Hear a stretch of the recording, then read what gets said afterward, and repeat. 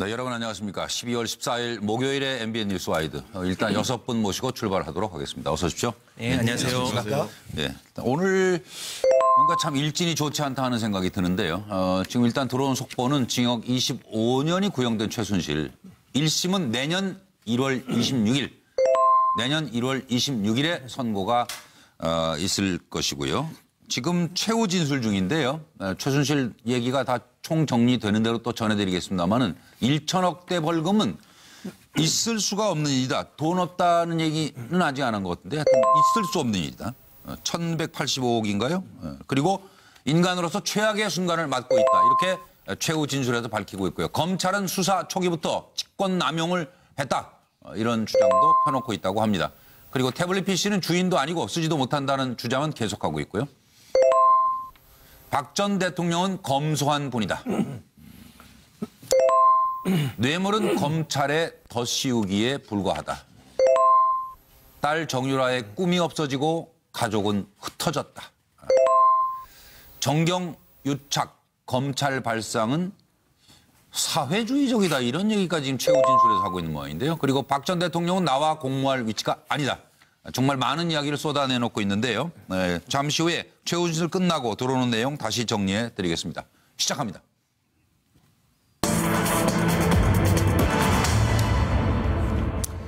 문재인 대통령의 감성 외교, 한중 정상회담 성과를 한번 좀 짚어보도록 하겠습니다. 그리고 중국 경호원들이 한국 기자 폭행하는 불미스러운 일이 있었는데 이것도 짚어드리도록 하겠습니다. 먼저 한중 관계 예상을 패널들께서 어떻게 하시는지, 홀대론 속에 감성 외교를 펼치고 있는 문 대통령 정상회담에서 과연 성과를 낼 수 있을까? 중국은 사드 봉합 3불, 북핵 해법 쌍중단을 주장하고 있습니다. 문 대통령은 어두운 과거를 날려버리고 맑은 향기로 채우자. 난징 대학살 80주년 추모일에 한국 깊은 동질감을 느낀다. 그래서 이제 노영민 대사를 보냈습니다. 그리고 오늘 아침은 현지식으로 드신 건 이제 뉴스 보도를 통해서 다 아실 거고요. 그리고 중국 경호원들의 수행 취재진 집단 폭행 사건이 오늘 이게 벌어져서 지금 15명 중국 경호원들이 문 대통령 방중 수행단 청와대 출입 사진기자입니다. 이 사진기자를 둘러싸고 집단 구타를 해가지고 부상 상태가 지금 상당히 좀 가볍지 않아 보여요. 그리고 외교부는 일단 대단히 유감이다. 철저한 조사와 대응 조치 강력 요청하겠다고 밝혔습니다. 들어보시죠.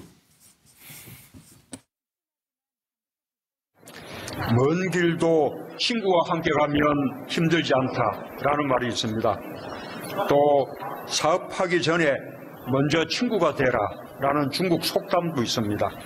오늘 한중 경제무역 파트너십 행사가 여러분들 모두가 평생 함께할 수 있는 진정한 동반자를 만나는 기회가 되기를 기대합니다. 어두운 과거는 날려버리고 중국과 한국의 관계가 더욱 굳건하게 맑은 향기로 채워질 수 있도록 우리 함께 노력합시다. 여러분들의 성공적인 비즈니스를 기원합니다. 감사합니다. 여기는 웨이니 독수입니다. 저는 대한민국의 대통령 부인 김정숙입니다. 제가 오늘 낭송할 시는 정현종 시인의 방문객입니다. 사람이 온다는 건 실은 어마어마한 일이다.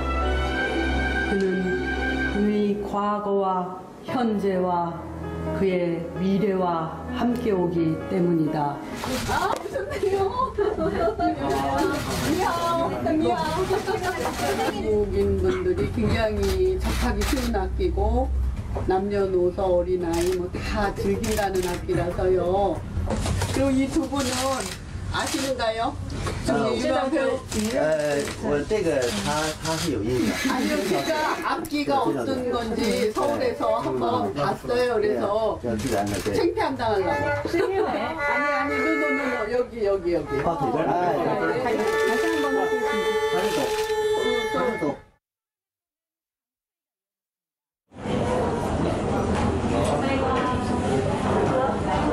하고 중국식 만두를 주문해 드릴게요. 안에 국물이 있는 그런 중국식 만두와 새우, 네네, 샤오롱바오하고 새우하고 돼지고기로 이렇게 만든 중국식 만둣국 이렇게 4가지를 주문해 드리겠습니다. 네. 식사 맛있게 하세요. 네, 예. 먼저 먹겠습니다.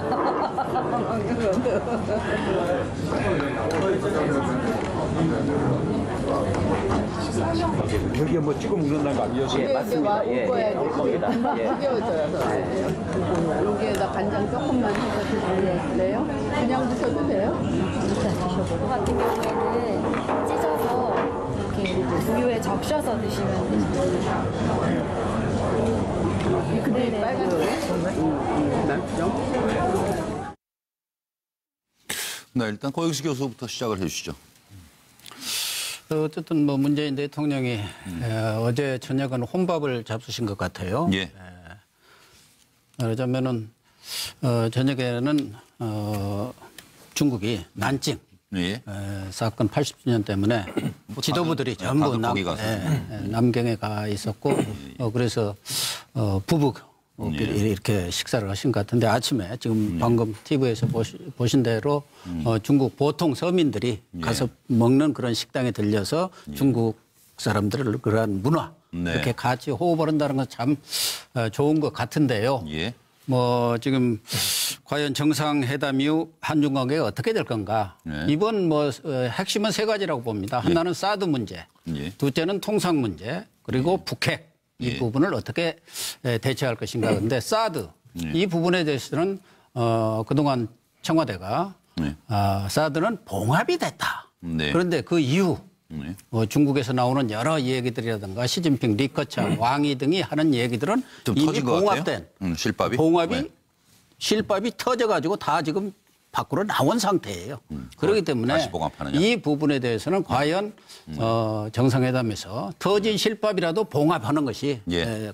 가장 최선 아니겠느냐 이런 생각이 들고 네. 저 사드 때문에 그동안 통상 이런 네. 부분에서 엄청난 우리가 지금 불이익을 당하고 있지 않습니까? 해빙 모드로 가는 것 그러나 같고. 이 네. 부분에 관해서는 어쨌든 서서히 네. 뭐 급격하게 가지는 않겠지만 서서히 해빙으로 갈 수밖에 없는 거 아니냐는 생각이 들고 예. 가장 중요한 북핵 문제 예. 이 부분에서는 저는 별 진전이 없지 않나 이렇게 보입니다. 지금 예. 가장 핵심 당사자인 뭐 북한의 김정은이 이런 북핵 문제에 대한 적극적인 해결 의사로 갖고 있지 않은 데다가 예. 그걸 주도해야 할 지금 미국이 예. 틸러슨 국무장관하고 트럼프 대통령하고 지금 어제도 벌써 엇박자를 내고 있지 않습니까? 틸러슨은 국무장관은 이렇게 조건 없는 대화하자는데 예. 백악관에서는 그런 뭔 소리야 예. 하고 지금 이런 그런 상황이어서 알겠습니다. 과연 그동안 예. 시진핑도 북핵 문제에 대해서는 할 만큼 압박을 다 했다는 입장이기 때문에 예. 현 상태에서 더 이상 예. 어떤 진전된 결론이 나올까 하는 의문을 갖고 있습니다. 예. 충분히 종합 정리를 잘 하셨기 때문에 다른 분들은 조금씩만 보태 주시면 우리 어서 오십시오. 강기정 저는 네, 예. 어떤 생각이세요? 저는 이제 이 오늘 대통령께서 썼던 동주공제라는 글을 써봤습니다. 같은 배를 타고 쭉 강을 건넌다. 예. 결국은 관계고 신뢰 회복이 중요하다. 그런데 사드는 더 이상 확대하지 말자. 실밥이 터졌다고 방금 교수님 말씀하셨는데. 근데 저는 미국의 이 틸러슨의 그 조건 없는 대화 이거에 주목해야 된다고 봅니다. 예. 그래서 북핵 문제가 한반도 해빙을 가져와야 되고 가져올 것이다. 이런 생각을 갖습니다. 네. 예, 알겠습니다. 박종희 전 의원 의견 듣겠습니다. 저는 문재인 대통령이 지금 북경에 가서 감성 외교를 펼치고 있는데 네. 또 수행 기자단 폭행이라는 이제 복병이 출범하면서 역시 한중 관계는 쉬운 게 너무너무 어렵다. 갈등의 가시밭길을 가게 될 거다. 이런 생각이 듭니다. 예. 왜냐하면 지금 북한 문제, 북한과의 관계도 그렇고 예.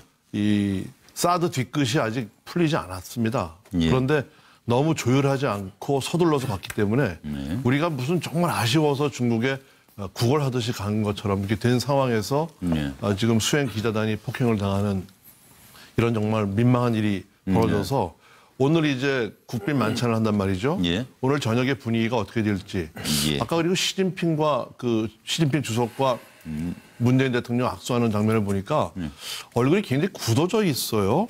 박지가 않더라고요. 과거 그림입니다. 지금 오늘 그림은 아직 안 들어왔어요. 아, 그렇습니까? 네, 지금 근데 정상회담 중인데. 오늘 어떤 표정을 지을지는 모르겠고 앞으로 이제 한중 관계가 외교 안보, 국방, 또 경제 뭐 여러 가지 부분에서 우리가 정말 철저하게 조율하고 지금 오늘입니다, 이거. 오늘 만나고 있는. 그죠? 네. 역시 뭐 이렇게 밝진 않군요. 근데 아니 저기 자리가 그렇게 밝게 웃을 자리는 아닙니다. 지금 저거는 조금 공식 행사라 지금. 네, 지금 만찬에서 한번 웃으시겠죠.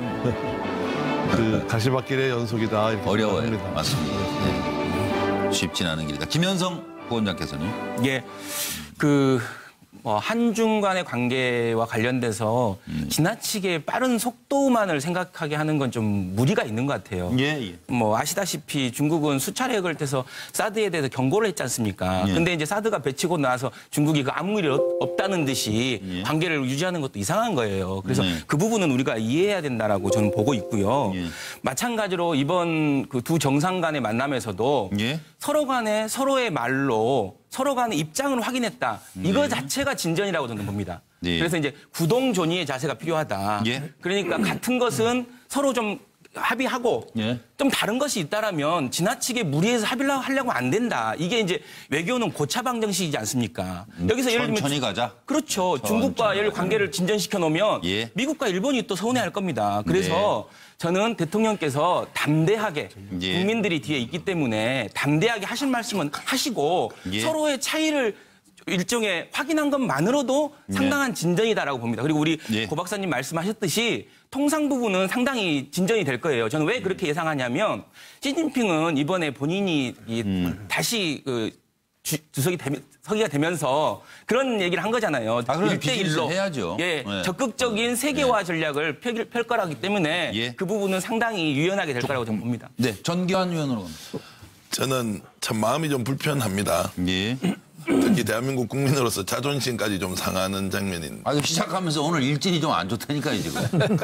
이제 국가 대 국가의 문제만 놓고 보면 대등하게 우리가 왜 하고 싶은 얘기 못 하느냐 이렇게 할 수 있지만 사실 국력이라는 문제로 보면 또 여기에다가 현실적으로 북핵 문제를 해결해야 하는 또 대한민국의 절박성의 문제를 또 놓고 보면 중국의 비위를 맞출 수밖에 없는 이런 상황. 그러면 저는 우리 대통령이 가서 어느 정도 외교적 성과를 냈느냐, 잘했느냐, 잘못했느냐 이 문제로 접근해서 평가할 것이 아니라 객관적으로 지금 대한민국의 국력과 또 우리 국민들의 의지와 현실을 인식하고 이런 것들을 제대로 이해하고 읽어내고 그러면서 앞으로 우리가 어떻게 나아갈 것인지를 우리 자신의 문제로 좀 되돌이켜 놓으면서 이번에 정상회담의 결과를 좀 지켜볼 필요가 있다 이렇게 생각합니다. 김광덕 전 부장님.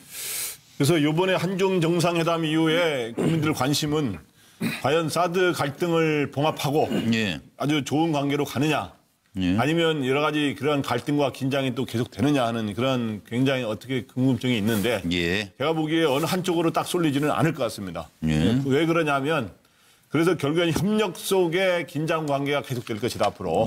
그거는 뭐 어쩔 수 없는 것 같은데 왜 그러냐 하면 지금 현재 이 사드 문제를 둘러싼 이 갈등은 특히 뭐 중국이 문제를 제기하고 있는 겁니다만은 이 사드를 우리가 배치하는 것도 문제 삼는 그런 것도 있지만 기본적으로 한국이 이 동북아의 주도권을 놓고 지금 미국과 중국의 갈등 속에서 G2인 두 나라의 갈등, 어떤 경쟁과 갈등 속에서 한국이 과연 어느 쪽에 더 가까이 지내느냐. 저 멀리 있는 동맹국인 미국과 그동안 전통적인 동맹국과 더 가까이 지내느냐. 아니면 새로 부상하는 가까운 이웃인 중국과 지내느냐. 이거를 중국이 딱 쳐다보고 있는데 사드 문제로 인해서 딱 중국과 미국하고 다시 동맹관계 연결고리를 강화하는 쪽으로 가면서 중국이 계속 이거를 이제 시위를 걸고 있는 거거든요. 그렇기 때문에 이런 속에서의 잘 풀어가는데 중국이 또 우리나라를 너무 무시하지 않았으면 하는 바람입니다. 왜냐하면 우리도 지금 수출로 보면 세계 6위 국가고 무시 못해요. 경제로 봐도 세계에서 한 10위권에 가까운 나라인데 하여튼 서로 이웃으로서 서로 중시하고 서로 위하고 이러는 관계가 됐어야 된다고 생각합니다. 그리고 오늘 많은 분들이 이제 관심을 갖고 지켜보셨을 거예요. 그리고 좀 속상하신 이 사건인데 중국 경호원들이 한국 수행기자, 청와대를 취재하는 사진기자인데요. 두 분이 다치셨다는 거죠, 지금? 그래서 이걸 잠깐 들어보시고 여러분의 시각을 좀 잠깐 또 듣도록 하겠습니다.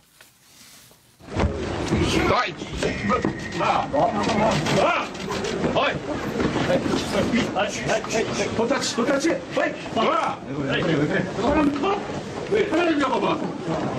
우리 경호 있어, 우리 경호. 우리 경호.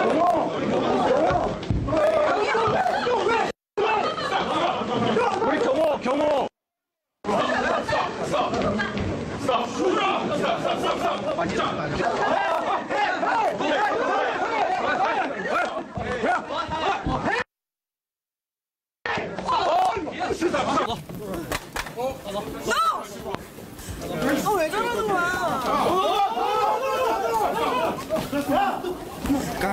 No, don't touch camera. Don't touch my body and don't touch camera. Don't touch my body.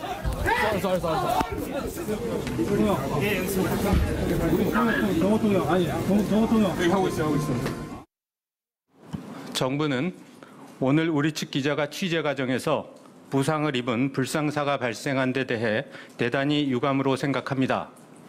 현장에서 바로 응급조치가 이루어졌으며 정부는 중국 정부에 즉각 유감의 뜻을 전하고 사건 진상에 대한 철저한 조사와 필요한 대응 조치를 취해 줄 것을 강력 요청하였습니다.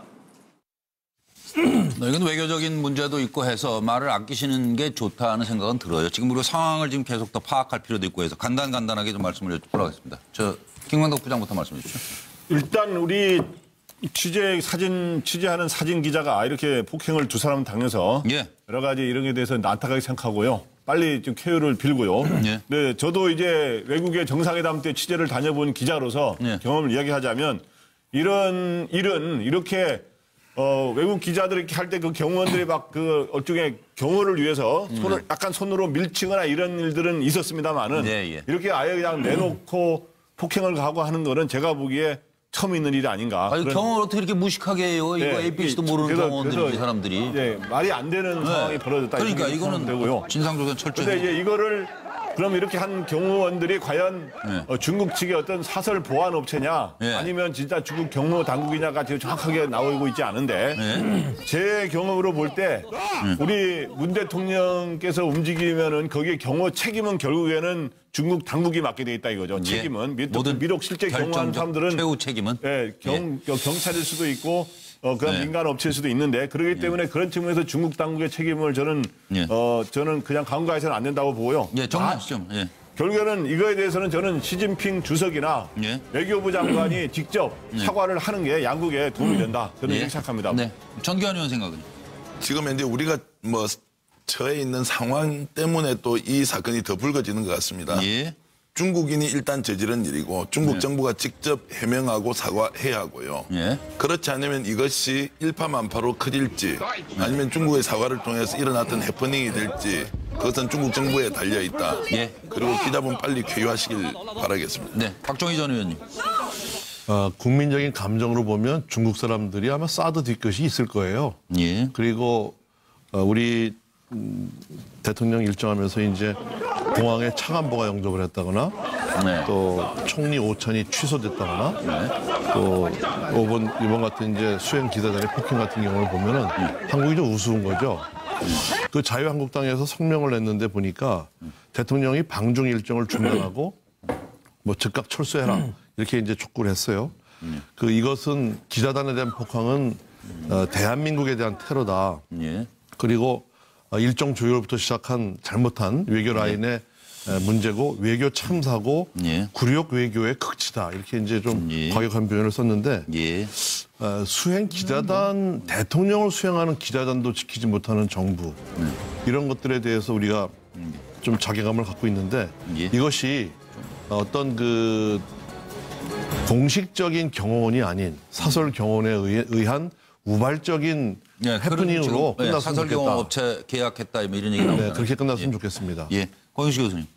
사설 경호이든 공식 경호이든 문명국에서는 있을 수 없는 폭거입니다. 아니 그러니까 그 현장 경호원적 폭행하는 사람 무식하다고 제가 그랬잖아요. 그렇죠. 저도 대통령을 수행해서 여러 차례 수행치도 했지만 저런 일이 아마 우리 언론 역사상 처음 있는 일인 것 같습니다. 얼마 전에 취재 경쟁을 하다 보면 그 한미 정상회담 때 트럼프 대통령 그 옆에 있는 그 탁자가 넘어지려고까지 했지 않습니까? 그럼에도 불구하고 제지하는 수준이지 저렇게 무슨 집단 폭행을 가한 거 아닙니까? 뭐 그 특별한 위해를 가한 것도 없잖아요. 아니, 그러니까 툭툭 치고 뭐 이런 게 아니에요. 지금 아예 사람을 그냥. 아니 그리고 기자들이 뭐 크게 취재 경쟁을 벌이는 상황도 아닌데 그렇긴 합니다. 일부러 지금 팬 거예요. 아 일부러.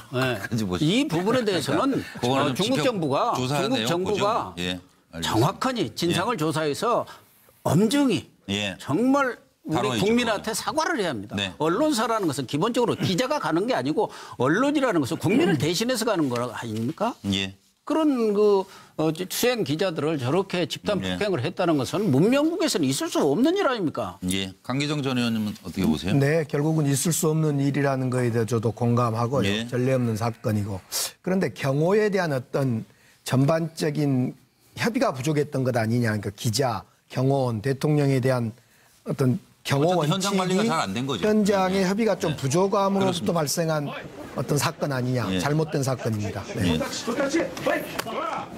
김현성 부원장 안 하셨죠? 저는 앞서 말씀하셨던 내용들처럼 철저하게 진상이 규명되고 책임자가 처벌되다고 봅니다. 그리고 이렇게 어떤 있을 수 없는 일이라고 보지만 저는 이제 이런 상황에서 지금 대외 외교를 하고 있는 상황에서 다시 대통령에게 다시 돌아와라. 이제 과연 이제 그것이 인과관계가 맞는 얘기인지에 대해서 야당도 조금 더 침착하게 대응했으면 좋겠다. 아직 여러 가지 얘기들이 나오고 있지 않습니까? 그래서 아무튼 그 한중 관계의 위중함을 봤을 때 조금 더 지금 상황에서 너무 앞선 말을 하기보다는 좀 더 침착하게 상황을 좀 보는 것이 중요하다라고 봅니다. 김성태 자유한국당의 새 원내대표 모시겠습니다.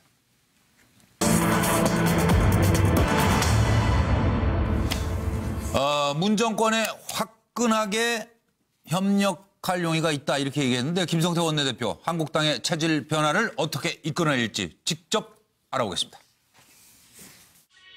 기호 2번 김성태, 함진규 후보가 원내대표 정책위 의장으로 당선되었음을 선포합니다.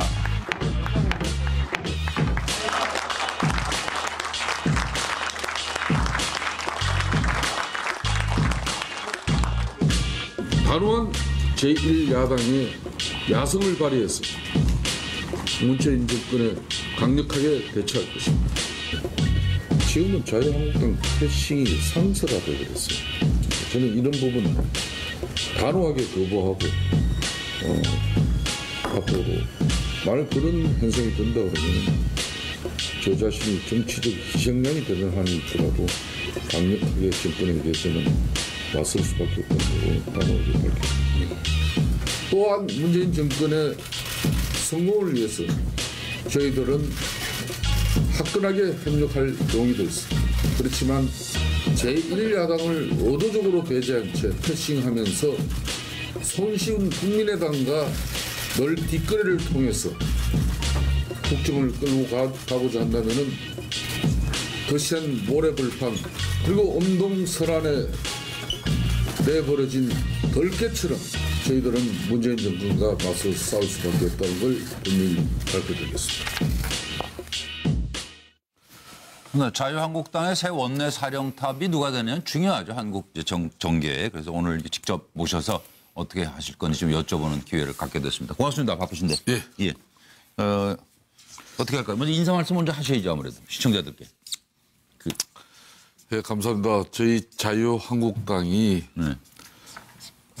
사실상 저도 80년대 초 중동 건설 현장에서 가족들의 생계와 저 학비를 벌기 위해서 정말 처절한 노동을 이어가지 않으면 그 어려움을 겪었던 시절이 있었습니다. 그동안 저희 자유한국당이 금수저 웰빙 정당, 기득권 가진 자의 입장을 대변하는 정당으로 오명이 있는데 이번 원내대표 선거에서 우리 존경하는 의원님들께서 저를 선택함으로써 이제 자유한국당은 더 이상 기득권 정당이 아니라 서민 노동자 그리고 사회적 약자 소외 취약 계층을 위한 그런 대중정당으로 거듭 들어가겠다는 그런 각오의 말씀을 드립니다. 김성태 의원만 흑수저 아니에요? 다른 분 다 금수저고? 아닙니다. 이번 같이 저랑 파트너가 된 정책위 의장 같은 경우도 저희 자유한국 함진규 의원님 같은 경우도 저희 자유한국당에서 재산신고 꼴찌를 할 정도로 그 없는 분들끼리 열심히. 아니 근데 뭐 저 사진 저게 중동 건설 현장이었어요. 본인이에요? 예, 제임스 딘 같으네요. 그렇습니다. 이유 없는 반항에 나오는 제임스 딘 같아요. 뭐 그나마 아니 뭐 이유 없는 투쟁을 하실 건 아니니까. 사실상 이 사진이 그러는데. 제가 이제 중동 덤프트럭 운전할 때입니다. 그래요? 아까 그 오토바이 탈 때는 그나마 건축 자재를 관리하는 업무니까. 그건 관리직이니까. 좀 관리직이고. 제가 이 돈벌이가 좀 덜 돼가지고 중기부에 가서 중기부 가면은 돈벌이가 많이 돼요. 그래서 그렇죠. 덤프트럭 하지만. 운전을 힘들지만은 저 덤프트럭 운전을 하루에 15시간 이렇게 했죠. 그리고 일단 들깨처럼 싸운다고 그러니까 저는 아까 그 얘기 우리 하다가 들깨처럼 싸우는 걸 보셨나 뭐 알지도 못하면서 하는 말씀을. 제가 많이 봤죠. 그래요 진짜로? 80년대 그때도 제가 미국만 그랜드 캐년이 있는 게 아니에요. 그럼요. 사우디 그 모래 사막에도 이렇게 보면 그랜드 캐년이 있어요. 그냥 반대면 이 들깨들 그 소리. 특히 들깨들 소리가 엄청 대단한 절규입니다. 절규. 저는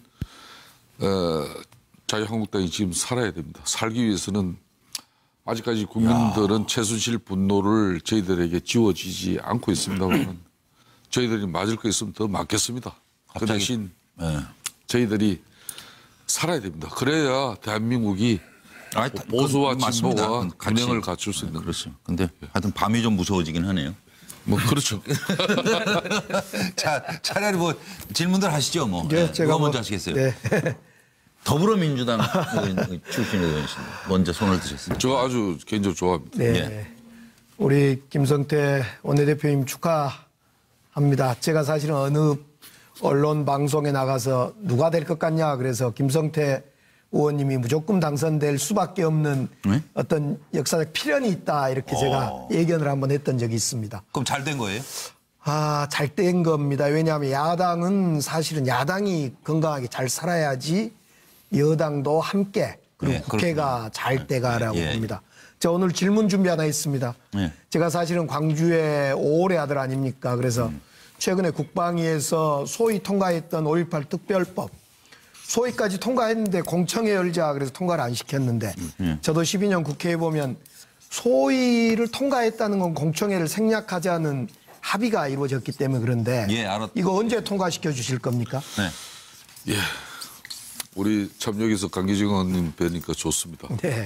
지금 5.18 특별법을 법안 소위에서 약식으로 소위 공청회를 했으면은 저 문제가 안 나왔을 건데 법안 소위에서는 법안 심사만 하고 약식으로도 소위에서 하는 공청회 절차가 생략된 것 같아요. 그러니까 그걸 상임위 전체에서 어제 이제 문제 제기가 돼가지고 저 법안이 잡혔는데 앞으로 저희들이 근본적으로 저 법을 반대하는 건 아닙니다. 그러니까 알겠습니다. 저희가 의원들 이야기 들어보니까 국회라는 것이 하나의 법안이 성안이 되기 위해서는 과정과 절차도 그것도 절차적 정당성을 절차 정당성이 중요하니까 그런 문제 제기니까 우리 강기정 협조하시겠답니다. 통과시켜 주리라고 생각합니다. 저는 하여튼 우리 국방위원회 어제 그 결정을 사실상 아직 제가 그저께 됐기 때문에 상임위 지금 실정도 제대로 파악은 안 되고 있습니다. 고영식 교수님 하시죠? 저는 빈손 회군 안할 보관 있나 이렇게 적어봤는데요. 무슨 말씀이에요? 저는 지금 한국당이 가장 급한 일은 성찰하고 혁신하는 일 아닌가 이런 생각을 합니다. 그러나 우리 존경하는 김성태 의원님이 야당으로서의 야당의 그 본질 그걸 회복하겠다. 그래서 싸우는 여당에 대해서 강력하게 싸우는 그런 야당이 되겠다. 저는 강한 야당이 있어야 강한 여당이 있다는 차원에서 그런 방법도 좋다고는 봅니다만은 그동안 과거 이정현 대표 시절부터 그 후에 정우택 대표 국회를 국민들 이 얘기로 보면은 국회를 내팽개치고 그러니까 국회를 보이콧하면서 장외투쟁에 나간 지가 여러 번 됐습니다. 그런데 한 번도 어떤 성과를 거둔 바 없이 빈손해곤했어요. 이번에 예산투쟁도 사실 뭐 한국당 내에서도 비판의 목소리가 나오는 것처럼 별다른 성과도 없이 다 내주는 그런 결과를 빚었는데 어떤 방법으로 어떠한 다른 생각으로 이렇게 야당으로서 역할을 제대로 할 것인지 그거 좀 역시 교수님 다우십니다. 제가 존경하는 이러고 시작하는 질문은 어려워요. 지금 이제 사실상 이번 예산 심의 과정에 자유한국당이 패싱 당하는 그 엄청난 참사가 발생이 됐죠. 이거는 제1야당과 예산안 협상에 이 대단원에 마침표를 찍지 않고 대려 국민의당하고 집권당인 민주당이 손을 잡아버리고 제1야당 자유한국당은 패싱 당하면서 저 볼상사나운 그림이 나오는 건데 저는 이런 문제는 우리 내부의 문제가 더 크다고 봅니다. 지금 이제 7개월 지나고 8개월 이제 우리가 야당이 됐는데 아직까지 체질전환 야당으로서 체질전환이 제대로 이루어지지 않았어요. 야당은 대여 투쟁력을 기본에 깔지 않고 협상에 임하면은 존재 이유가 존재 자체가 그냥 부정돼 버립니다. 저는 그런 측면에서 앞으로 강력한 대여 투쟁력은 모든 협상의 기본으로 깔게 할 계획입니다. 네, 김현성 부원장으로 갈까요? 예. 민주당입니다. 축하드립니다. 예, 감사합니다. 예, 우리 강 의원님처럼 저도 뭐 방송에 나가서 저는 1차에 될 것이다. 예측했습니다. 왜냐하면 이제 그게 어떻게 보면 엄청 여당의 환영을 받으시네 지금. 어떻게 보면 이제 향후에 어떤 이 친박 박근혜 프레임에서 벗어날 수 있는 여야가 공이 어떻게 보면 박근혜 탄핵 문제에서 좀 벗어나서 새로운 미래를 얘기할 수 있는 분은 김성태 의원님밖에 없을 거다라는 생각이 세 분 중에는 그렇게 생각이 들더라고요. 예, 그렇게 판단일 거라고 생각했고요. 저는 근데 두 가지 짧게 질문 드릴게요. 이제 똑같아요. 그러니까 지금 대표님께서 그 자유한국당의 정치보복 특위위원장을 같이 겸하고 있지 않습니까? 예, 그렇습니다. 저는 이제 아무리 생각해도 과연 정치보복의 기준이 뭐라고 생각하시는지 대표님은 이제 박근혜는 정치보복이냐 최순실은 정치보복이냐 어떻게 생각하시는지 궁금하고 또 하나는 지금 같이 대표하고 있는 홍준표 대표께서 지방선거 관련해서 이제 PK와 TK 그 광역을 이렇게 수성하지 못하면 직을 걸겠다라고 하셨는데 원내대표님은 어떻게 하실 건지 만약에 이제 그렇게 되면. 예, 아주 새로 되신 분한테 이제 너무 축하합니다. 그만 생각하는 죄송합니다. 하여튼 딱 뭐 이런 질문 자체 하나만 보더라도 민주당 딱 인사처럼 질문하자. 세상에 안 써도 알아요. 세상에 뭐 당선된 지 이틀 된 사람한테 그냥 저 말은 그냥 내년 6월달에 민주당이 지방자치선거 압승할 건데 홍준표 대표는 당연히 물러날 거고. 당신도 동반 퇴진할 거냐. 그 이야기예요. 그건 아니고 대표님이 그런 생각을 가지고 있다 그래서 원내대표님은 어떤가 해서요. 저는 그렇습니다. 이제 그만큼 홍준표 당대표가 기존 이제 6개는 그냥 아주 미니멈입니다. 막 이것도 수성을 하지 못하면은 당대표직 던지겠다는 그런 결연한 의지죠. 결연한 생각이 있는 것 같고요. 저는 그런 관점에서 최선을 다해서 저희 한국당이 자성하고 반성하고 혁신하고 또 문재인 정권의 정책 포퓰리즘 그리고 이 지나친 이 좀 자편향적인 사회주의 정책에 대해서 이번에 대해서도 저희들이 실상과 진상을 국민들에게 소상하게 잘 알려내면은 국민들의 마음이 좀 달라질 거예요. 그렇기 때문에 내년 6월 달에 저희 자유한국당이 완전히 문 닫지는 않습니다. 그렇게 생각하시고 제가 정치보복대책특위위원장을 원내대표가 되면서도 아직까지 이걸 겸하고 있는 부분은 문재인 정권에서 모든 정부 부처의 적폐청산 TF를 만들고 특히 국정원 같은 경우는 특수활동비를 갖다 역대 정권이 심지어 DJ 노무현 정권에서도 이 특활비는 손을 대지를 않았는데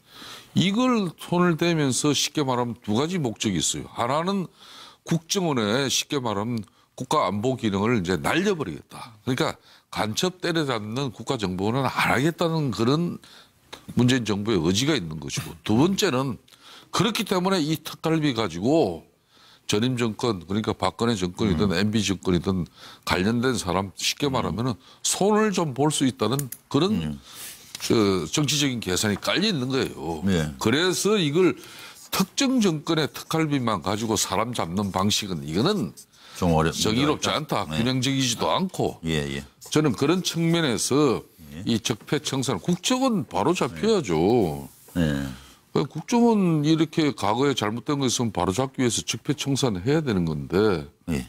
이걸 특정 정권의 사람들 잡기 위한 수단으로 가는 것은 잘못됐기 때문에 이거는 앞으로 특검으로 하자는 그 이야기입니다. 그리고 지금 최순실 관련해서 최순실은 청문위원장 하시면서 참 그때 수고가 많으셨잖아요. 저희 프로에도 나와주셨었고. 예. 그 이제 오늘 25년 구형 어떤 생각이 드셨어요? 저는 최순실 채자도 들기 싫은 사람입니다. 저 사람 때문에 우리 보수가 그냥 괴멸될 위기에 지금 왔고, 그 최순실 분노 때문에 아직까지 보수 정당인 자유한국당이 내부 갈등에서도 해소되지 않았을 뿐더러 솔직히 이런 정권까지 내주고 이 엄한 추운 날씨에도 불구하고 국민들 야당인데도 신뢰와 지지를 회복하지 못한 게 바로 저 사람 때문이에요. 저 사람 법원에서 저는 단죄를 하는 부분에 대해서 어떠한 동정 안 보냅니다. 저건 정치보복 아닌 거죠. 정치보복은 아닌 거죠. 제가 최순실 보고 언제 정치보복 한다고 얘기했죠. 그래서 아무튼 해결되셨어요? 아니 동의하지 못하는 것도 있지만 이거 토론은 아니기 때문에. 예. 이쪽 세 분, 박종희 의원님 오래 기다리셨습니다. 그 1차 표결에서 원내대표 되실 거라고 예상을 하셨습니까? 예, 저는 만일 이번에도 원내대표 경선이 1차에서 정리되지 않으면 또 이합집산 이전 투구로서 2차 투표는 당내 갈등과 분열이 최고조로 또 올라갈 수 있었습니다. 그래서 제가 좀 자신감과 어떤 저 자신의 어떤 그런 호기가 아니라 진짜 우리 당의 현실을 생각할 때 저 자신이 간절하게 1차에 통과되길 희망했습니다. 저는 대표께 그 언론과의 불편한 관계를 어떻게 해소할 것이냐 이걸 좀 묻고 싶은데요.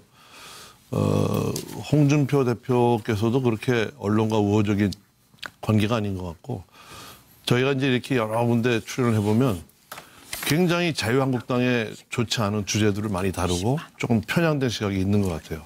또 어떤 정권에 심하게 얘기하면 홍보하는 역할만 하는 분들도 있고, 그래서 김성태 원내대표께서는 언론과의 관계도 좋으시고 또 지금까지 많은 업적들을 이루셨는데 언론과의 지금 매끄럽지 못하고 불편한 관계를 어떻게 해소하실지? 예, 저희들 언론 환경 탓만 해서는 안 된다는 게 저 생각입니다. 지금까지 저희 자유한국당은 언론 환경이 너무 좋지 않다.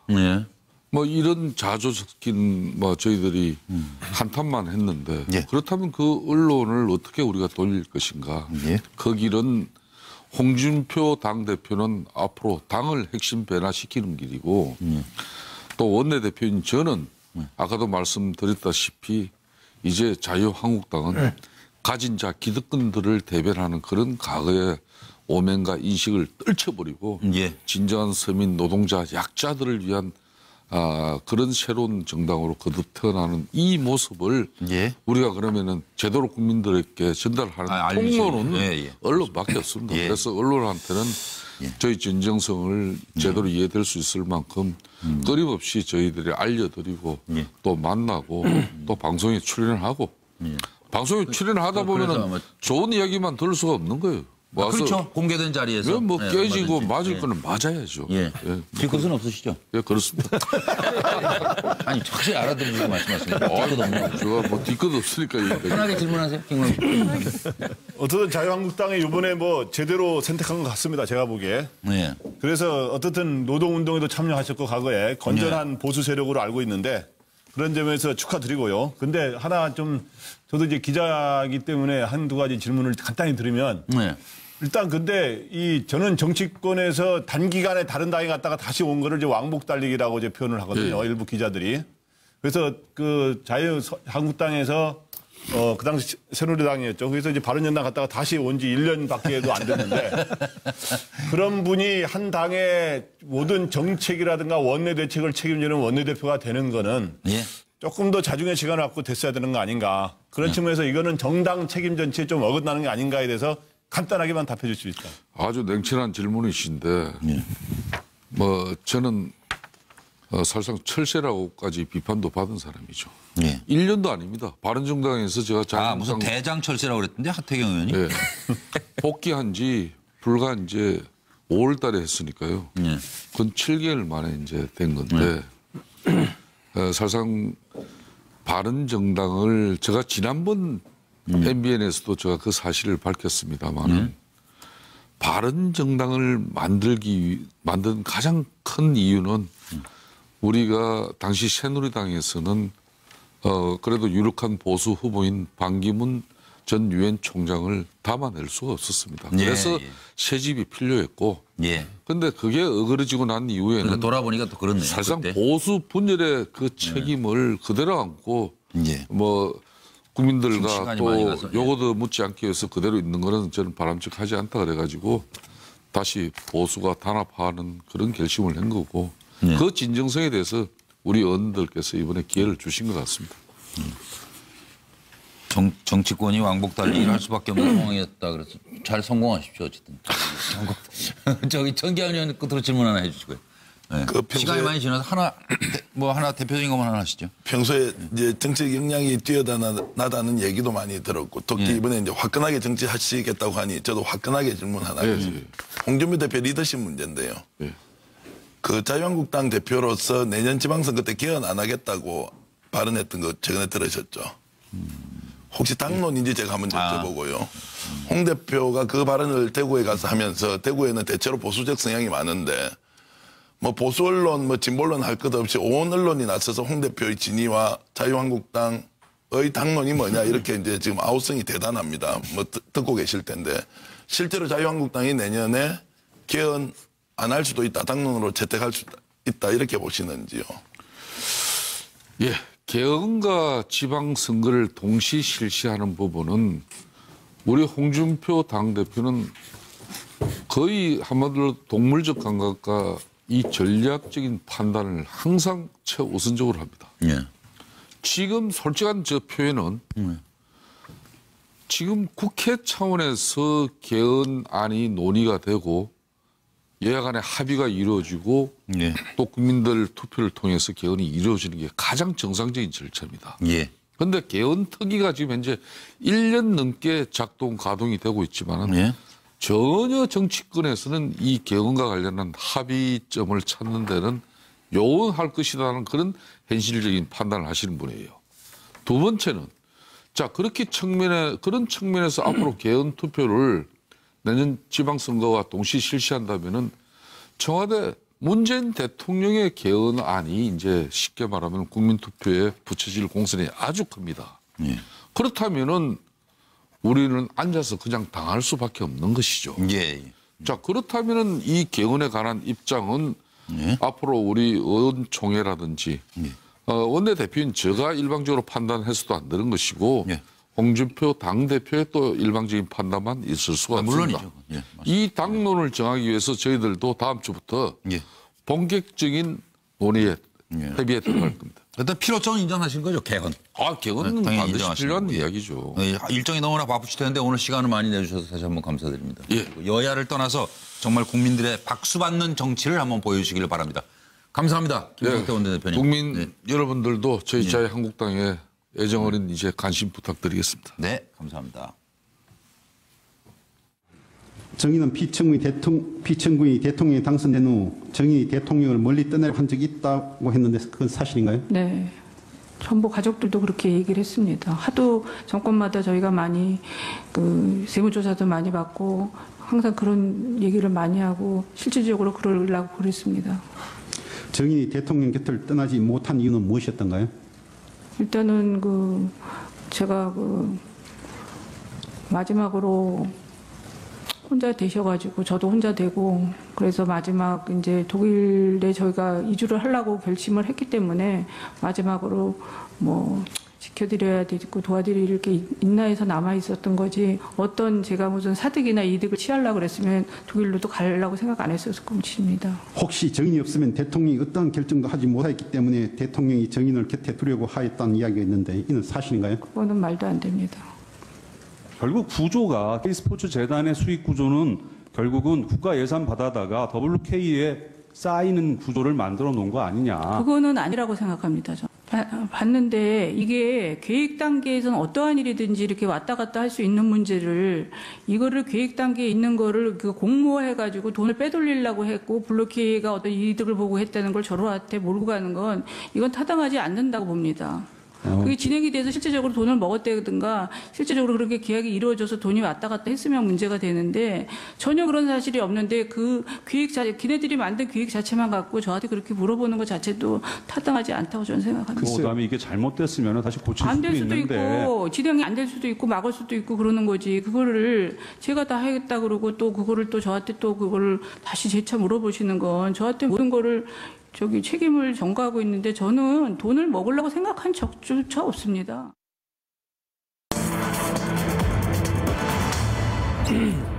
자, 일단 검찰은 국정농단의 시작과 끝을 최순실이라고 보고 징역 25년을 구형했습니다. 그 의미를 살펴드리겠습니다. 먼저 징역 25년, 벌금 1,185억 구형, 비선 실세 탐욕 악행위 사건의 실체라고 검찰은 밝혔습니다. 이 의미를 짚어주시고, 최순실이는 검찰을 노려보더니 도저히 못 있겠던가 봐요. 대기실로 자기 나가겠다고 그래가지고 거기 가서 하고 소리를 지르고 비명이다, 괴성을 질렀다 이런 기사들을 좀 쓰고 있는데 왜 그랬는지 좀 살펴주자. 국정농단 시작과 끝 최순실이 있었다. 징역 25년, 벌금은 1,185억, 그리고 추징금이 77억 9천만 원이었던가요? 예, 그렇게 좀 구형을 했습니다. 검찰 정경유착 비선 실세의 탐욕 악행이 최순실 사건의 실체다. 그리고 혐의를 부인하며 검찰 특검을 비난하는 후안무치, 또 대통령 지위를 이용해 사익을 추구했다. 사상 첫 대통령 탄핵 유발한 인물이다. 국가기강을 송두리째 흔들어 엄벌이 필요하다. 마지막 순간까지 반성을 원하는 국민 가슴에 커다란 상처를 남겼다. 18개 혐의를 받고 있는 최순실에게 25년을 구형하자 이경재 변호사는 이건 옥사라는 얘기 아니냐 이러고, 그리고 최순실은 들어보시죠.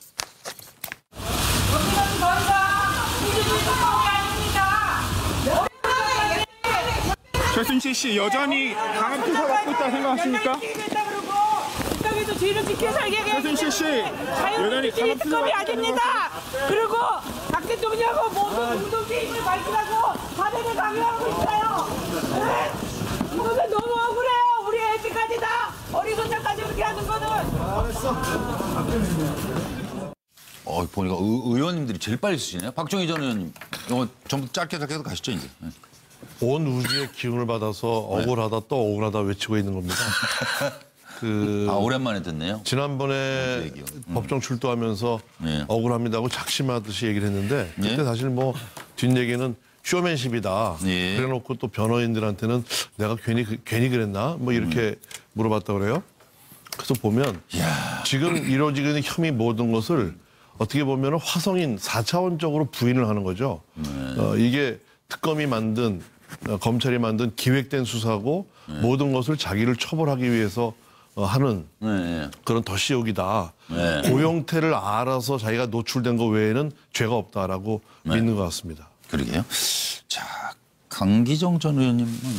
네, 저는 이제 최순실 최후 진술을 이렇게 봤습니다. 그랬더니 인간으로서 최악이다 이랬는데 사실은 국가가 최악이었죠. 그리고 정유라 딸의 꿈이 없어져 이랬는데 정말 국민을 한 번쯤 생각해야 될 때라고 생각합니다. 최순실 씨의 최후 진술을 보면서 여전히 억울한 사람이고 반성할 사람 아니에요. 네, 그런 생각을 했습니다. 그러니까요. 그랬으면 이런 짓 안 했죠. 고영식 교수님. 어쨌든 방금 얘기대로 인생의 최악의 순간을 맞았다고 했는데 지금 61세 아닙니까? 61세기 때문에 25년이면 이제 86세예요. 86세에 나와요. 인간으로서는 인생으로서는 이제 종을 쳤다. 네, 이런 판단을 할 수밖에 없기 때문에 하고 소리를 지른 것 같은데 살기 싫대잖아요. 그 속에는 나를 계속 이런 식으로 오면 내가 극단적인 선택도 할 수 있어 하는 식의 어떤 끝까지 협박이에요. 약간의 협박도 들어있는 거 아닌가 하는 생각이 듭니다. 여러 생각을 갖게 하는데 좀 근데 그 판결 내용을 보면은 비선 실세의 탐욕과 악행이 최순실 사건은 실체다. 그런 것은 결국은 이 국정농단 드라마의 주역은 최순실이고 나머지들은 다 조연이다. 조연에 불과하다. 뭐 그렇게 재판부가 판단한 거 드러나서 주연한 거는 대통령이었잖아요. 그러니까 이게 국정이 농단이 되는 이런 참 엄청. 김현성 부원장. 아무튼 식사를 하고 계시든 지금 좀 또 답답하실 거예요. 다시 또 최순실이냐 얘기하실 텐데 저는 좀 힘들더라도 이 정말 민주주의와 헌법을 가장 농단했던 사람들이 민주주의의 헌법의 덕을 가장 보고 있다고 저는 보고 있어요, 지금. 사실 얼마나 지금 국민 입장에서는 당장이라도 뭐 어떻게 하고 싶은데 절차를 다 거치고 있지 않습니까? 우리 국민들 촛불 때도 어떻게든 그냥 폭력으로 하고 싶을 수도 있었지만 우리는 그 절차를 다 해서 탄핵을 만들고 이렇게 됐습니다. 그래서 비폭력이었어요. 예, 저는 그래서 참 국민이 위대하다. 국민이 위대하다라는 생각이 들고요. 그 땅 끝이 새로운 시작이다라는 말이 있듯이 이제 이 끝이 우리 국민들이 새롭게 또 도약하는 새로운 시작의 기폭제가 됐으면 하는 마음입니다. 정리하고 넘어가는 것이다. 전기현 의원님. 저는 징역 25년 구형 안에는 두 가지가 담겨 있다고 봅니다. 첫 번째는 본인이 저지른 악질적 범죄에 대한 단죄가 들어있고요. 두 번째는 국민적 분노가 담겨 있다. 그리고 본인은 지금 여기에 대해서 천인공노할 덮어씌우기를 하고 있다 이렇게 이제 주장하지만 우리나라 헌법과 법률이 정한 바와 같이 법원의 최종 판결을 받아보면 저 사람이 저지른 짓에 대한 우리 사회나 법과 제도의 단죄 수준이 결정될 것이다. 시간이 얼마 남지 않았다 이렇게 말씀드리겠습니다. 그리고 지금 잠깐 들리는 소식은 1월 26일 최순실 선고가 있다고는 말씀을 드렸고요. 근데 이때 박근혜 전 대통령 선고도 아마 같이 할 것 같다는 얘기가 있네요. 또 김광덕 전 부장님. 최순실 씨는 오늘 뭐 한마디로 말하면 두 글자로 말하면 멘붕이죠. 뭐 멘붕. 맞아요. 멘탈 붕괴 그 상황이고 실제로 이 징역 25년 벌금 1185억에다가 또 추징금 77억 이렇게 해서 1200억이 넘는 거를 듣는 순간 멘붕이 왔을 거고 그 사이에 또 주판을 좀 튕겼을 겁니다. 실제로 그러면 구형이 이러면 실제로 선고할 때는 절반은 혹시 줄어드나 2심 3심 가면 어떻게 되나 이런 거 아마 나름대로 계산해 봤을 거고 그런데 여기서 두 가지 중에 징역 25년하고 1000억대의 벌금 중에 더 충격을 받은 건 아마 1천억대 벌금 같아요. 징역 25년에서 별도 언급이 지금 별로 현재 안 들어오고 있는데 1천억대 벌금은 있을 수 없는 일이다 그러면서 이게 돈 이렇게 한 게 아마 더 본인한테 더 충격이 아니었나 이렇게 생각이 듭니다. 지금 다 말씀하셨고 한 가지 요거 지금 이제 최순실은 25년을 구형하면서 대통령 지위를 이용해 사익을 추구했다는 것이 검찰 생각이었고 안종범에 대해서는 6년을 구형했는데 이것은 안종범의 범행에는 대통령의 지시가 있었다 하는 점이 참작됐다는 겁니다. 그래서 요 지금 그 구형량에 대해서 차이가 뭔지 의미를 좀 잠깐 좀 짚어봐 주셨으면 좋겠는데요. 안종범은 범행에 대통령 지시가 있었다는 거예요. 그 지시받고 움직인 사람이고 그리고 수천만 없었다면은 참 이 사람 참 본인으로서 억울하다고 그러겠죠. 뭐 들어보시죠. 제가 곁에서 떠나지 못했던 이유도 뭐 챙겨주실 분도 사실 뭐 옆에 다른 분들은 뭐 안팎에 다 계시니까 그렇지만 마땅히 없었고 또 본인이 필요한 이런 개인적인 거나 이런 거를 해주실 분이 없어서 정말 뭐라 그럴까 제 나름대로는 충신으로 남고자 이렇게 했는데 결국은 이런 오명을 쓰고 또 이렇게 무리를 일으킨 데 대해서는 정말 죄송한 마음이 듭니다.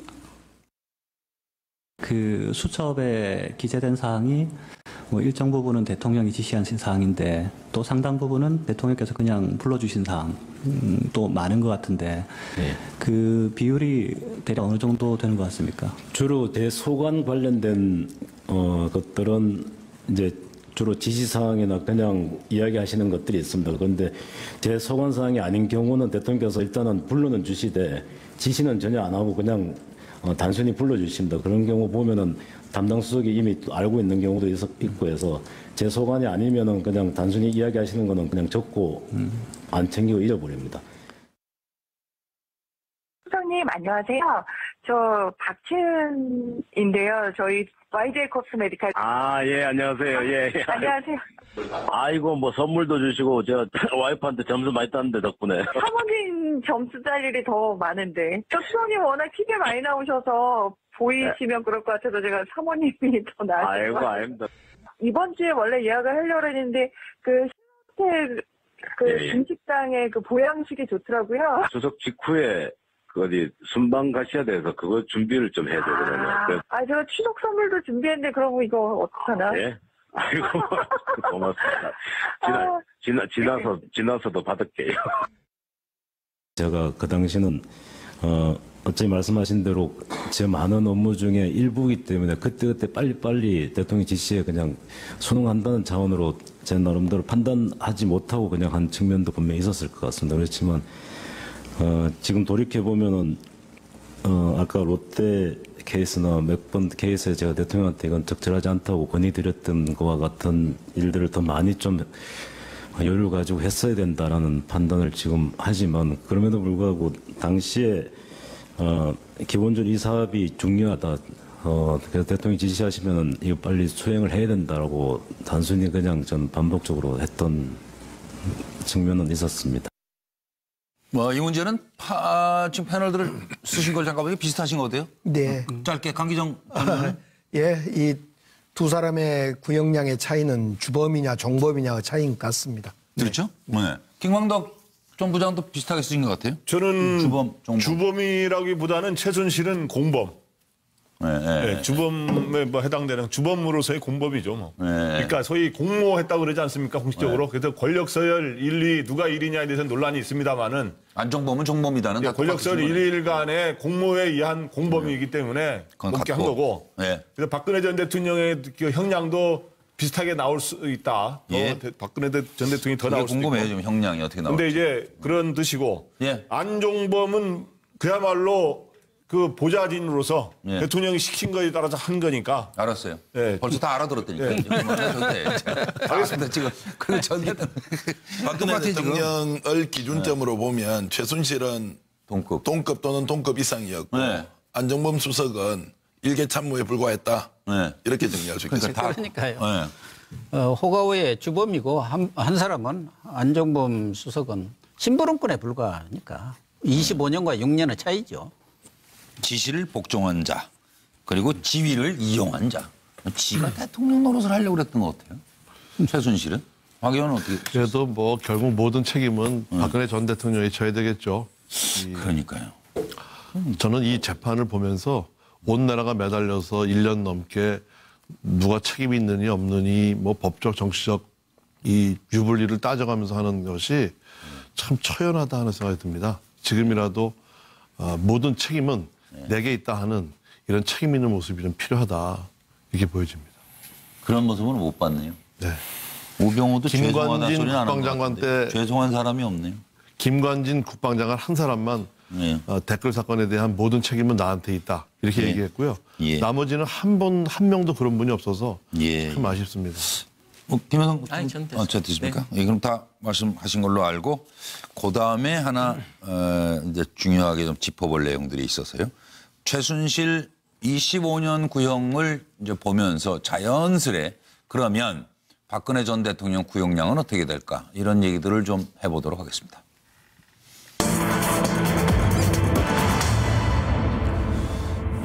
박근혜 전 대통령의 구명 탄원서를 냈다는 거예요. 네. 그래서 최순실 구형을 들은 박근혜 전 대통령 오늘 많은 생각을 했을 것 같아요. 그걸 좀 짚어보도록 하겠습니다. 일단 구형 전에 박근혜 전 대통령의 탄원서를 보낸 최순실의 속내, 오늘 구형 25년이 나왔다고 이걸 들은 박근혜 전 대통령의 속내를 여쭤보면서 저는 구형 25년이라니까요. 13가지 범죄 사실은 공범 관계로 되어 있습니다. 탄원서를 냈어요. 박근혜 대통령 곁을 떠나야 한다는 마음을 갖고 있었는데 남아서 주변 사람들에게 이용을 당해 상처밖에 안 남았어요. 저로 인해 고통, 좌절을 받은 대통령에게 선처를 부탁드린다는 탄원서를 냈다고 합니다. 법원에. 박 전 대통령은 재판부에 대한 믿음이 없어서 보이콧 중이시죠. 지금 재판. 근데 이르면 1월에 심리가 마무리되고 아마 지금 얘기로 1월 26일 날 같이 뭐 1심 선고가 나오는 거 아니냐 이런 얘기고요. 최순실 결심 공판 논고에서 피고인이 박근혜 전 대통령과 공모하여가 7차례 언급됐습니다. 들어보시겠습니다. 피청구인에게 어떤 존재라고 생각을 하십니까?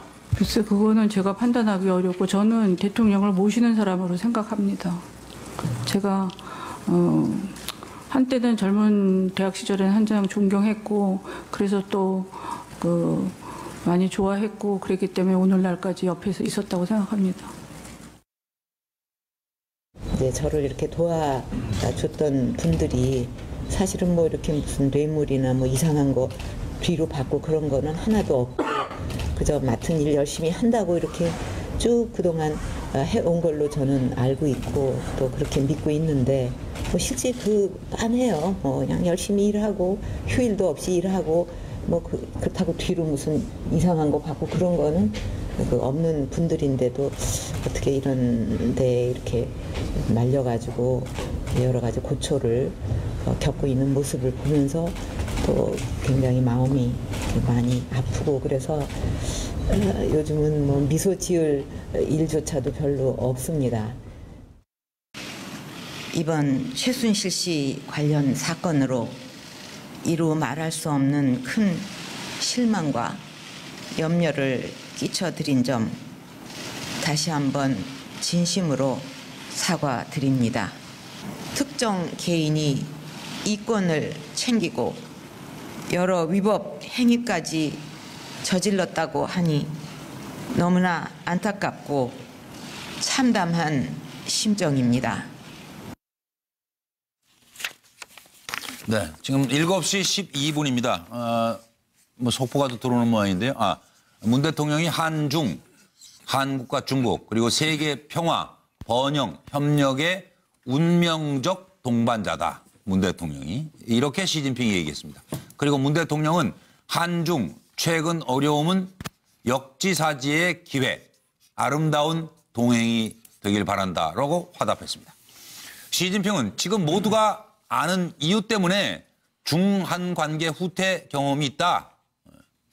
그래서 이제 잘해보자. 이런 정상회담에서 좋은 얘기들이 오간 것 같습니다. 시진핑은 더 나은 길을 닦아서 관계 개선하는 중요한 기회로 삼겠다고 말했습니다.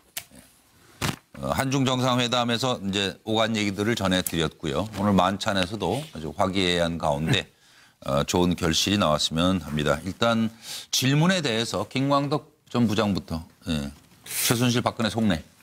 박근혜 전 대통령은 오늘 이제 구형을 했기 때문에 25년 구형을 딱 들으면서 박근혜 전 대통령 당연히 나는 그러면 어느 정도 구형이 되는 거지 당연히 그걸 생각할 수밖에 없는 거죠. 그럴 거예요 사람이라면. 그리고 좀 많이 좀 두려워 그럴 것 같아요. 그 다른 사람 지금 일반인들도 그럼 박근혜 전 대통령 구형량이 어떻게 돼요? 또 물어보더라고요 실제로. 오늘 딱 이렇게 최순실 얘기 나오니까. 그래서 이제 하는데 제가 보기에 저 수학 공식이 있죠. 저렇게 되면 서로 비슷하거나 박근혜 전 대통령이 좀 더 주범으로 돼 있기 때문에 저렇게 되지 않을까 하는데 결국에는 뭐 속담으로 말하면 55, 100보 막상 막하인 거죠. 근데 이제 정윤회 문건에는 1위가 최순실인데.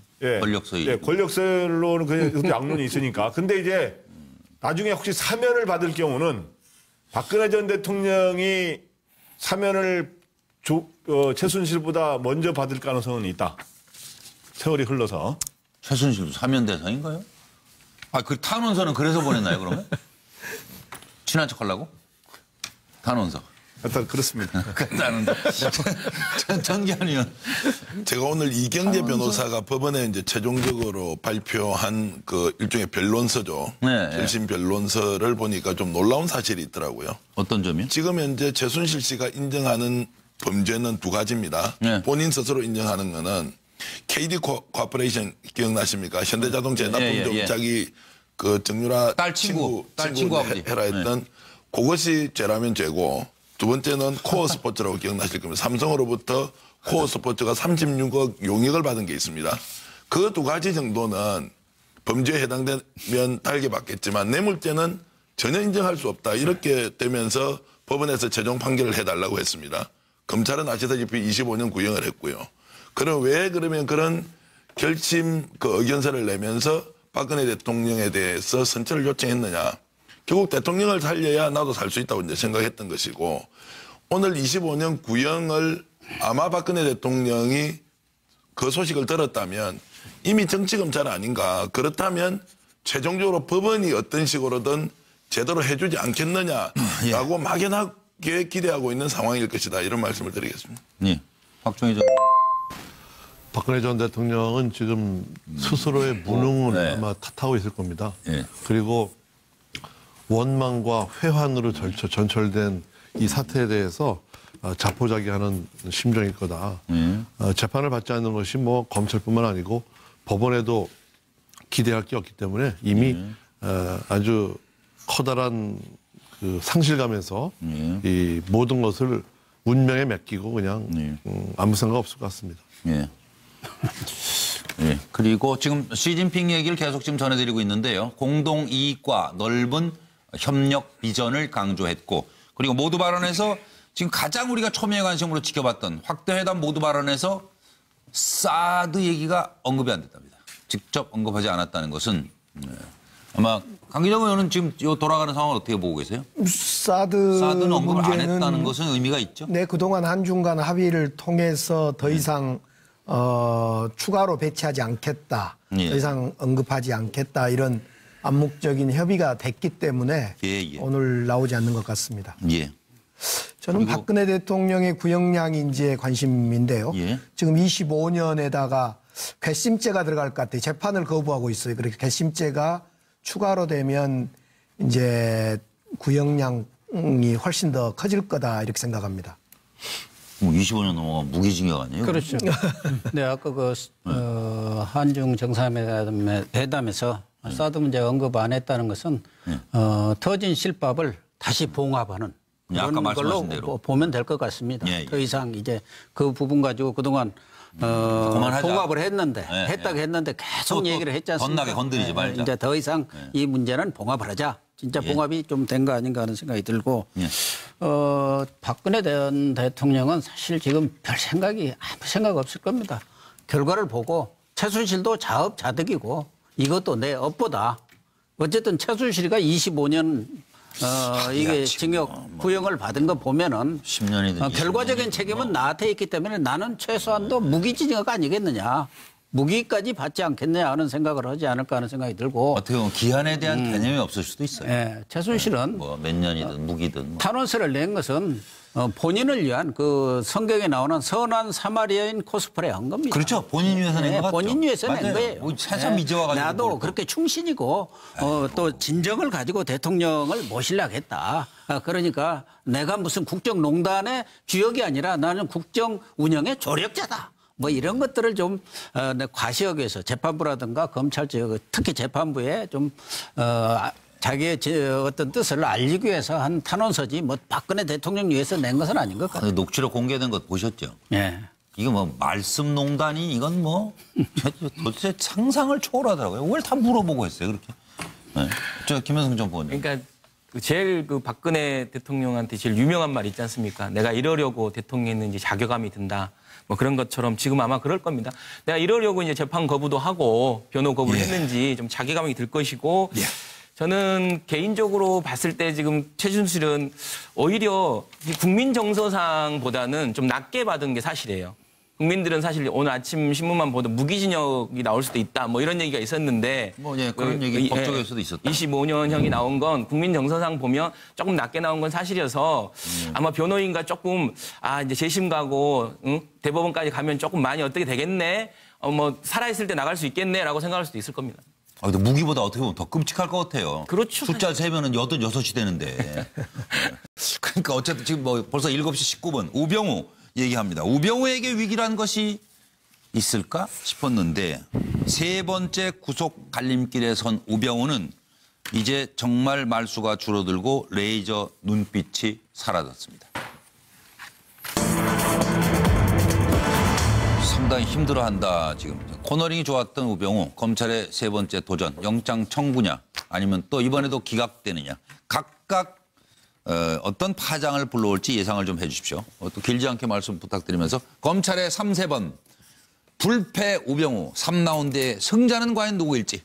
사찰 의혹이요? 그 민정수석 통상 업무예요. 진기록 보유자 5번 검찰 소환, 2번 영장 기각입니다. 그리고 블랙리스트 작성, 불법 사찰 비선 보고, 세월호 수사 방해 위증, 이석수 전 특감 감찰 방해, 최순실 봐준 직무 유기, 청와대 민정수석 시절의 직권 남용, 수두룩한 혐의를 가지고 있습니다. 검찰은 음주운전도 3번 하면 구속인데 법원은 영장 전담 판사 일반적 컴퓨터 배당으로 결정이 됐는데 지난번 한 분이 똑같이 하게 됐네요. 이런 상황이죠. 들어보시죠.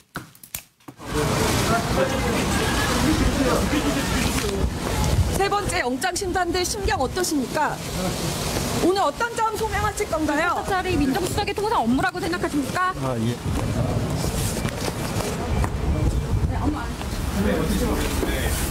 신경 한 말씀 해주시죠. 아까도 아무 말씀 안 해주셨는데 세 번째 심사 이렇게까지 해야 되나 이렇게 생각이 드실 것 같은데요. 한 말씀 해주시죠.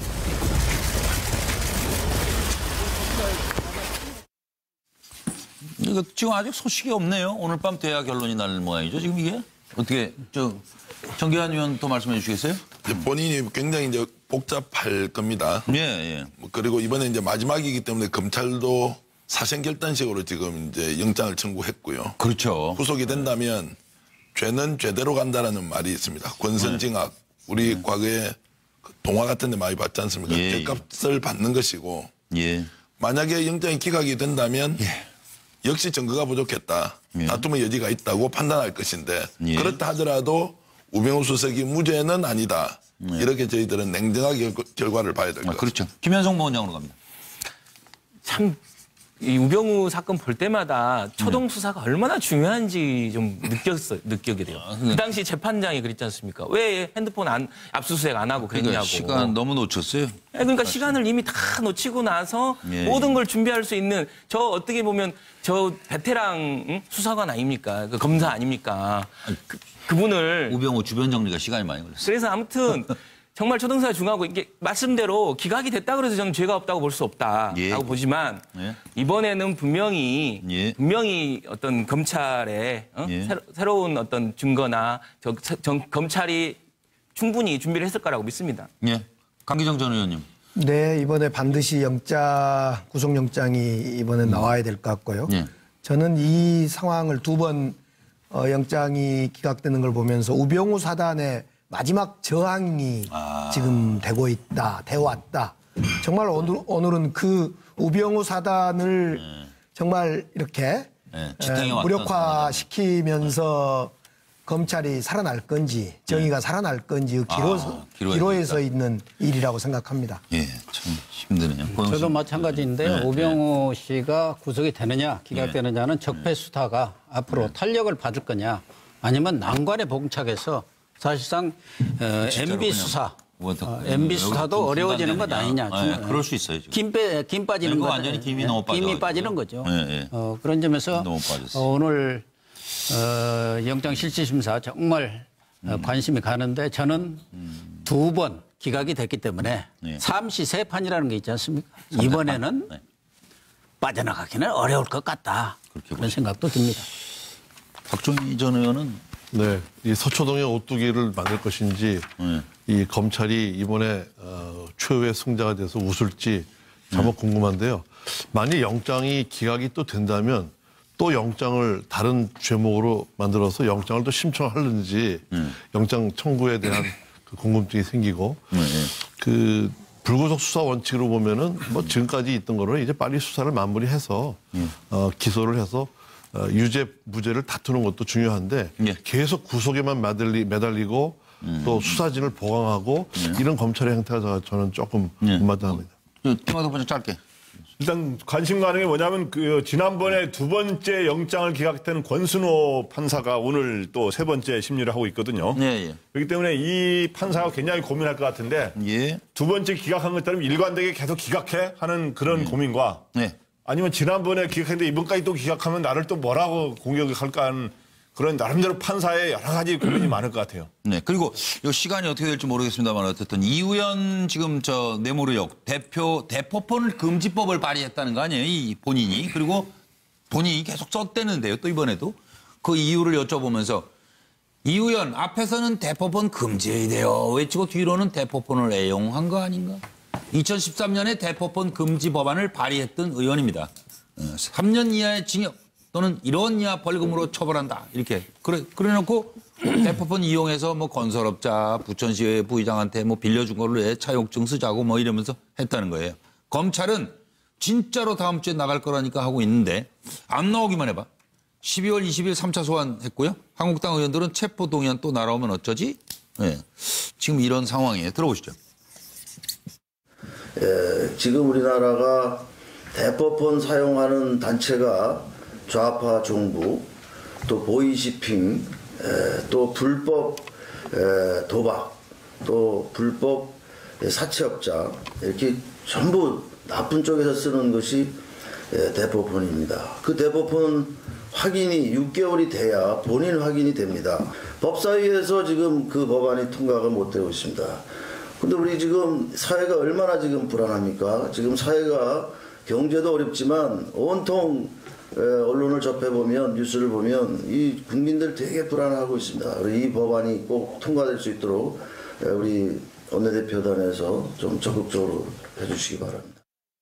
참 의원 생활 해보시니까 강기정 전 의원님 어렵죠? 네, 이 대포폰 쓴 이유가 사실은 이 도청 때문에 그렇습니다. 그러니까 도청 없는 나라를 만들면 대포폰은 특별법 법안 안 만들어도요.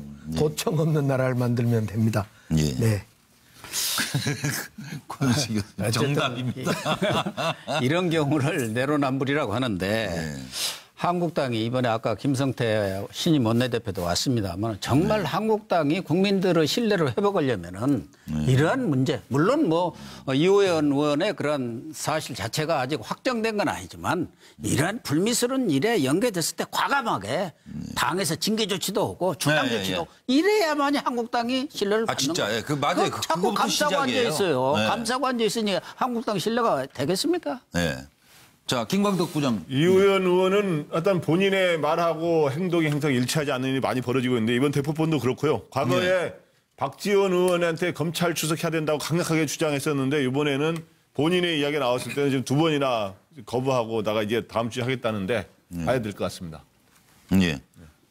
시간이 좀 남는데요. 다른 분 얘기할 분 안 계세요? 정기환 의원 얘기해 주시죠. 이런 분 국회에 저는 뭐 한두 사람 아니라고 생각하는데요. 이분들의 사고 체계에는 국민은 법 아래에 있고 국회의원은 법 위에서 논다. 이런 분일 겁니다. 예. 그리고 지금 계속해서 속보로 전해드렸습니다만 정상회담 모두 발언에서 시진핑은 사드를 직접 언급하지 않았답니다. 이건 아마 상당히 유의미한 지금 상황인 것 같아요. 그리고 한국과의 관계를 중요시한다. 공동 이익과 넓은 협력 비전을 강조했다고 합니다. 제가 오늘 시작하면서 좀 일진이 안 좋은 날인 것 같아요 했는데 사실은 오늘 아침에 식사하시면서 뭐 환한 웃음을 보인 우리 문재인 대통령이 오늘 일진을 좀 잘 좋게 마무리하시고 한반도 위기를 평화로 만들어 내시길 바라면서 오늘 순서 마치겠습니다. 수고들 많으셨습니다. 고맙습니다. 감사합니다.